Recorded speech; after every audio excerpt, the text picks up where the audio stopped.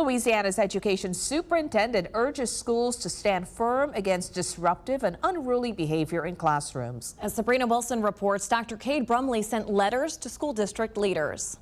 For many public school kids in Louisiana, the new school year begins soon. It's common practice that the first couple of weeks of August, you'll see most students return to school. And State Superintendent of Education Dr. Cade Brumley wants to make sure classroom environments are conducive to learning. Brumley sent this letter to leaders of school districts, and he says one of the most important responsibilities is ensuring that every school and classroom is a place where teachers can teach and students can learn. Louisiana has made historic academic progress, but in order to continue to propel, the classroom and the school environment needs to be peaceful and orderly. Well, sometimes that can be a hindrance. Brumley also said principals and teachers must set clear behavioral expectations and enforce consequences when they are not met. Further, he said bullying is another barrier to a safe and productive learning environment and says it can also happen in hallways, buses, and online. During the legislative session, the State House passed this resolution urging and requesting school governing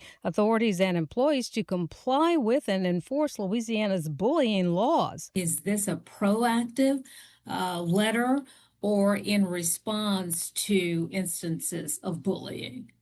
So we're just trying to start off the school year in a proactive way to let school systems and schools know that the laws are on the books. This letter is not in response to any particular incident that has occurred. And school districts around Louisiana are already supposed to have expectations when it comes to student behavior.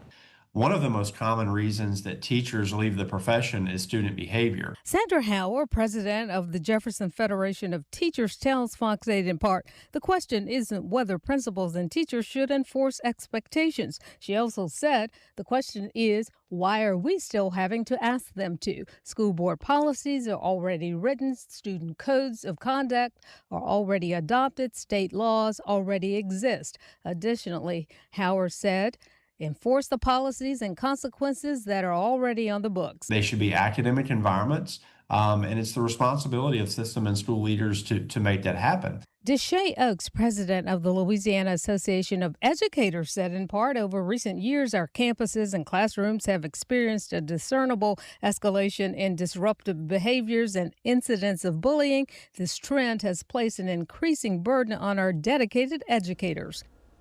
And I reached out to the Jefferson Parish and New Orleans school districts for comment about Brumley's letter, but did not hear back. Meg.